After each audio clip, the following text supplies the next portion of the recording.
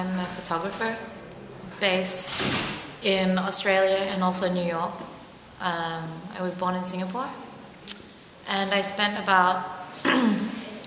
a few years working in a political think tank, and then moved on to fashion photography for about 5 years, and then decided to do documentary photography. I think because my initial interests were in social issues anyway, which is why I was doing political science and working in a think tank. And then because of the traveling that I did with my job, I started photographing.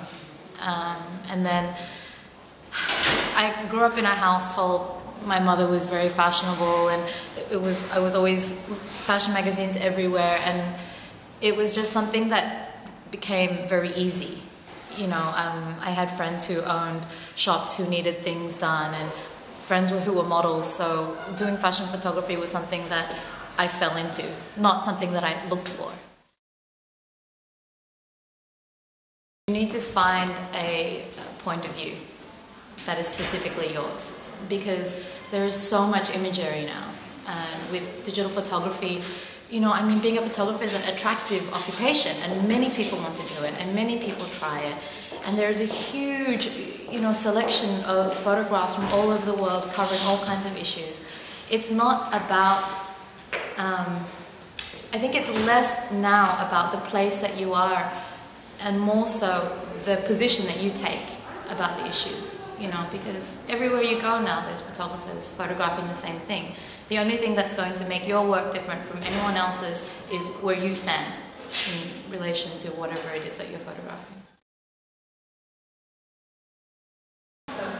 I was making a living from fashion photography because that actually makes a really good living. But documentary photography is really, really difficult to photograph what you want to photograph in a way that you want to photograph it, and also sell it to dailies or monthlies. I mean, I find it difficult anyway, you know, not saying other people don't. Every photographer gets to a point in their career where they keep going back to the same kind of subject matter. So some people are really attracted to some things, some people are really attracted to other things, and they keep going back making the same photograph. I realized that I was attracted to very, very specific things, and I wanted to know where that came from. And I think that every photographer needs to do a project that is foundational, which basically takes them back to a place where they can look at how they've become the person that they've become. For me, the place that I grew up was significant in the way that it formed me, in the things that I'm interested in looking at, in the things that I try to understand visually. So I went back to the town that I grew up in, and I photographed the things that made me very uneasy about this place. And I'm also photographing the things that made me run away, that I never really wanted to look at when I was living there.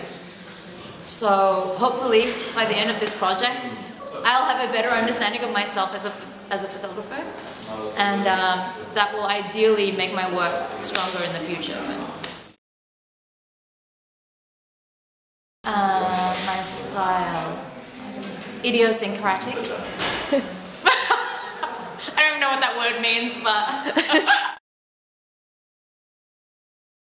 I don't have a specific one favorite, but I have favorites in categories. So my favorite 6x6 camera is the Hasselblad. My favorite point-and-shoot camera is the Contax T3. My favorite digital camera is the 5D Mark I.